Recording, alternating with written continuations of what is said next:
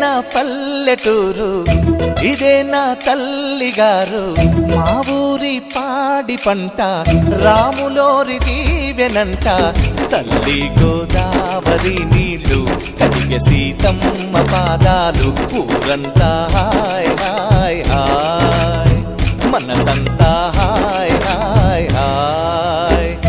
ఇదే నా పల్లెటూరు, ఇదే నా తల్లిగారు. మా ఊరి పాడి పంట రాములోరి దీవెనంట.